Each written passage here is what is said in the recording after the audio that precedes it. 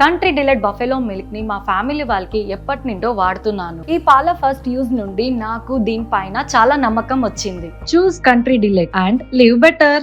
నేను 8-9 సంవత్సరాల వయస్సులో ఉన్నప్పుడు ఈ అనుభవం ఇది. అంటే నా గుర్తు 3rd క్లాస్ 4th క్లాస్ చదువుతున్నాను. వేసవి సెలవులకు మా నాన్నమ్మ ఉండే ఊరికి వచ్చాం. మందమరి మండలం, మంచిర్యాల జిల్లా, ఎదులాపురం అనే గ్రామం. నేను బాగా అల్లరి చేసేవాడిని.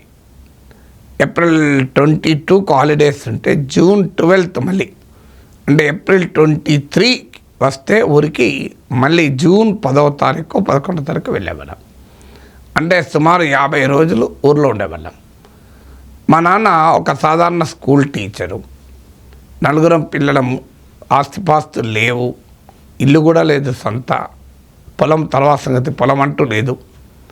అందువల్ల 4 పిల్లలు చదివించుకోవాలి అని మా నాన్న ఈయనంతా స్కూల్ అయిపోయాక ఈవినింగ్ వెళ్ళి ట్యూషన్స్ చెప్పేవారు. సమ్మర్ హాలిడేస్లో కూడా ఖాళీ ఉండడం ఎందుకు అని బీడీ లీవ్స్ కలెక్ట్ చేసే సీజన్ అది ఉత్తర తెలంగాణలో ప్రామినెంట్. అంటే ఆ బీడీ లీవ్స్ కాంట్రాక్టర్ల దగ్గర లెక్కలు రాసేవారు, వాళ్ళ దగ్గర అకౌంట్స్ మెయింటైన్ చేసేవాళ్ళు. సో మా నాన్న ఉండేవాడు కాదు, సమ్మర్ హాలిడేస్లో మమ్మల్ని దించి వెళ్ళేవాడు, మళ్ళీ మమ్మల్ని తీసుకెళ్ళటానికి వచ్చేవాడు. నేను బాగా అల్లరి చేసేవాడిని కనుక మా అమ్మ నా అల్లరి భరించేది కాదు. ఇలాగే ఆ రోజు వేసే సెలవులు వచ్చాయి. మళ్ళీ మా అమ్మ అన్నది, ఈసారి మాత్రం నాకు చాలా ఇబ్బంది, వీడు చాలా కష్టమవుతుంది వీడు అల్లరితోని, వీడు బాగుపడాడు, మీరే మీ అమ్మడు ఉంచేసుకోండి వీడిని అన్నాడు. మా నాన్న, లేదు నేను ఎక్కడో పనిచేస్తుంటాను కదా, లేదు వాడికి, అంటే వాడు దేనికి పనికిరాడు, వాడు మారడు అని మా అమ్మ తిట్టింది. సో మా అమ్మ తిట్టడంలో తప్పేమీ లేదు, మరి అలా ఇబ్బంది పెట్టినప్పుడు తిట్టకపోతే ఏం చేస్తుంది మా అమ్మ నన్ను. సో అందువల్ల అప్పుడు మా నాన్న మాట్లాడినాడు, చూడు బాగా అల్లరి చేసేవాడే బాగా తెలివైన వాడు కూడా ఉంటాడు, నీవు అల్లరి మాత్రమే చూస్తున్నావు, నేను వానిలో అల్లరితో పాటు తెలివి కూడా చూస్తున్నాను అన్నాడు. మా అమ్మ వెంటనే చెప్పడానికి ఏమన్నా మాటలు అనుభవించడానికి అర్థమవుతుంది అన్నది. మీరు బాగానే చెప్తారు కానీ ఇక్కడ అనుభవించడానికి అర్థమైతే వాడు తెలివి కాదు, ఇప్పుడు వాడు తెలివంతా నా మీద చెప్తాడు అన్నది. దీనికైతే ఒక పరిష్కారం చూద్దామని అప్పుడు నాకు హిందీ నెక్స్ట్ ఇయర్, అంటే సమ్మర్ హాలిడేస్ అయిపోతే మాకు హిందీ స్టార్ట్ అవుతుంది. సో సమ్మర్ హాలిడేస్ అయిపోయాక హిందీ కూడా ఇంట్రడ్యూస్ అవుతుంది. సో ఆ హిందీ అక్షరాలు నేర్పడం మొదలు పెడతారు. సో మా నాన్న ఏమనంటే, అరే నువ్వు ముందుగానే హిందీ అక్షరాలు నేర్చుకుంటే రేపు మీ క్లాస్లో నీవే టాప్ ఉంటావురా, అందులో వాళ్ళకి అప్పటికి హిందీ అక్షరాలు నేర్చుకుంటుంటారు, నువ్వు నేర్చుకుంటావారా అన్నాడు. తప్పనిసరి నాన్న అన్నాడు. అయితే నీకు పోటీరా, 50 రోజులు టైం ఉంది కదా, నేను నెల తర్వాత మళ్ళీ వస్తాను, ఈ నెలలోగా నువ్వు హిందీ అక్షరాలు గుణింతాలు అన్నీ నేర్చుకోవాలి అన్నాడు. దానికేమో నాన్న గ్యారంటీ అన్న. మా అమ్మండి, సాలరా నువ్వు 30 రోజులు కాదు 50 రోజులు తీసుకోరా, ఇక అస్త సంతోషం, నేర్చుకోరా అన్నది. అని మా అమ్మకి నమ్మకం లేకుండా 30 రోజులు కాదు 50 రోజులు కూడా వీరికి రాదు అని. మా నాన్నకు నమ్మకం ఉండే 30 రోజుల్లో వాడు నేర్చుకుంటారు లేదు చూద్దామని. మా నాయనమ్మ ఉండి, ఒక పని చేస్తారా, నువ్వు కనుక నేర్చుకుంటే 5 రూపాయలు ఇస్తారా నీకు అన్నది.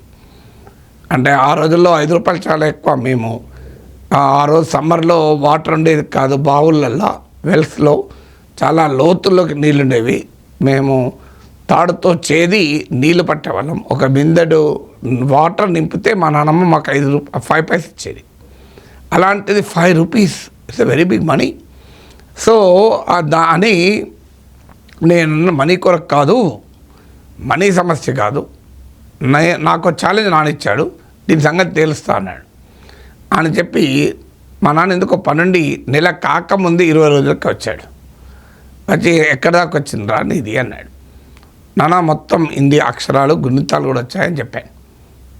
మా నాన్నండి, మా అమ్మతో, చూసావా నేను చెప్పింది, నీవు 50 రోజుల్లో కూడా నేర్చుకోడన్నావు, నేను 30 రోజులు టైం ఇచ్చాను, వాడు 20 రోజుల్లోనే నేర్చుకున్నాడు, ఈ 20 రోజులు వాడు అల్లరి చేస్తాడన్నది. వాడికి అల్లరికి టైం ఎక్కడున్నది, వాడు ఆ హిందీ అక్షరాలు పట్టుకుని కూర్చున్నాడు కదా అన్నది. అసలు విషయం అది. ఒక బిడ్డ అల్లరి చేస్తుంటే మన అల్లరిని మాత్రమే చూస్తాం, అల్లరి అనేది ఒక ఫ్యాసెట్ ఆఫ్ పర్సనాలిటీ. ఆ బిడ్డ స్వభావంలో ఒక లక్షణం. ఆ బిడ్డకు అనేక ఇతర లక్షణాలు కూడా ఉంటాయి.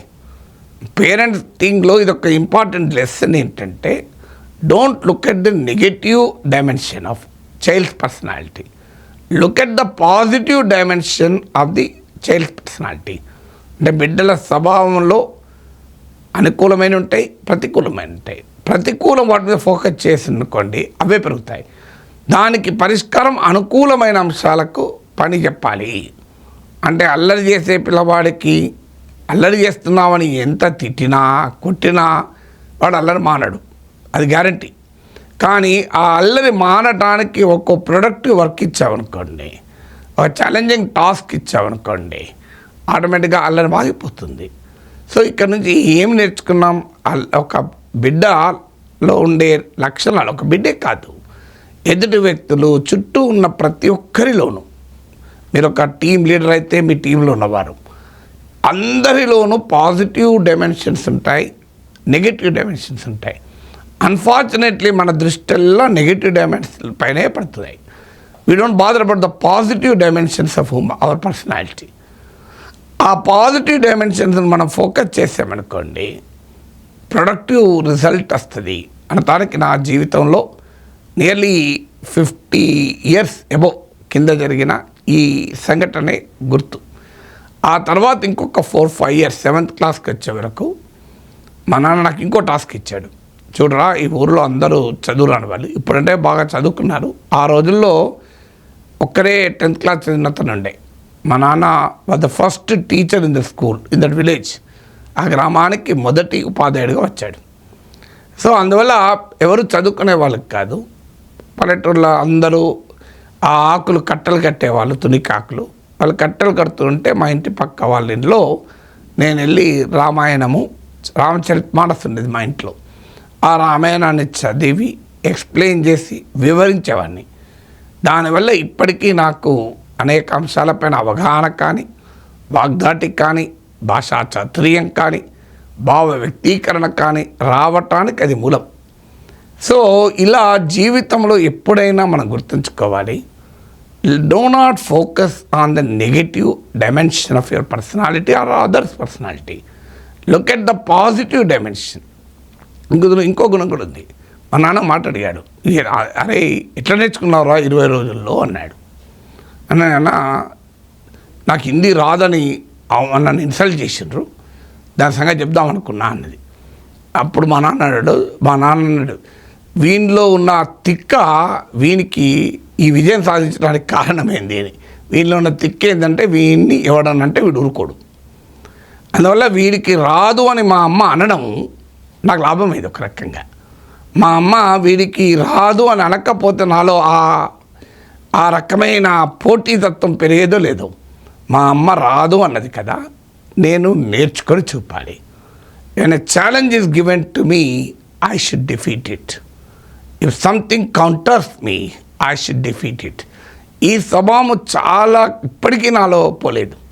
నాకు ఇప్పటికి గుర్తున్న ఇద్దరు కూడా వేరే వీడియోలో చెప్పాను. ఇంటర్మీడియట్ చదువుతున్న రోజున ఫస్ట్ ఇయర్లో నాకు ఫిజిక్స్ అంటే పిచ్చెక్కుతుంది. I just did not like physics. Even today I don't like physics. But chemistry was my most favorite subject.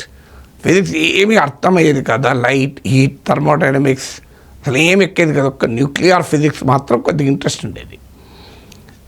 So మా నాన్న వచ్చాడు, నేను హైదరాబాద్లో చదువుకున్న ఆ రోజుల్లో 300 రూపాయలు పంపించేవాడు మా నాన్న.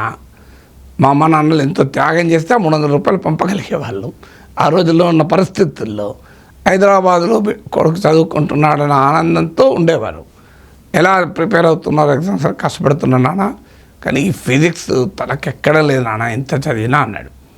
దానికి ఏమన్నదిరా, బాధపడకు, కష్టపడినానా, అయినా ఒకవేళ సప్లిమెంటరీ ఉంది అని నాకు చెప్పాడు. చాలా అలా చెప్పకూడదు, కానీ మా నాన్న ఎందుకు చెప్పాడంటే ఇవాళ పిల్లలు ఏం చేసుకుంటారో అని భయం. వీడు ఫెయిల్ అయితే మళ్ళీ ఏం చేసుకుంటాడో అని ఒక టీచర్ అయినా ఓ తండ్రి కదా. సో బిడ్డ మీద ప్రేమ డామినేట్ చేసింది. అందుకే ఏం కాదు నాన్న, కష్టపడు, ఇప్పుడే పాస్ కావాలి, బై ఎనీ రీజన్ ఒకవేళ తప్పితే చూద్దాం లేదా సప్లిమెంటరీ అన్నాడు. సో నేను అయిపోయింది ఎగ్జామ్, రిజల్ట్స్ వచ్చాక మా నాన్న మళ్ళీ వచ్చాడు. ఆ రోజుల్లో ఫోన్లు లేవు, కార్డ్స్ ఉత్తరం రాస్తే ఎప్పుడో వారానికి పోయేది. ఇలా రిజల్ట్స్ వచ్చాయి కదా, ఎలా ఏం పాస్ అయ్యేవారా అన్నా. పాస్ అయ్యానా అన్న. ఫిజిక్స్ రా అన్నాడు. ఎందుకంటే మా నాన్నకి అనుమానం కదా, ఫిజిక్స్లో స్టేట్ సెకండ్ నాన్న అన్నాడు. అదేంద్రా పాసోడు కష్టమన్నావు కదా అన్న. కష్టమన్నాను కానీ సాధ్యం కాదు అనలేదు కదా నాన్న. ఫిజిక్స్ నన్ను సవాల్ చేసింది, ఫిజిక్స్ నన్ను అవమానించింది, నీకు చేత కాదని. దాని సంగతి తేలుద్దాం అనుకున్నాను, అందుకే స్టేట్ సెకండ్ వచ్చాను. బిల్డింగ్ ఎక్కడం గొప్ప కాదు నాన్న, పర్వతాలు ఎక్కడం గొప్ప. అందువల్ల రాని సబ్జెక్ట్ నేర్చుకోవడం గొప్పతనం తప్ప వచ్చిన సబ్జెక్ట్ మళ్ళీ చదువుకుంటే ఏమున్నదల్లా అన్న.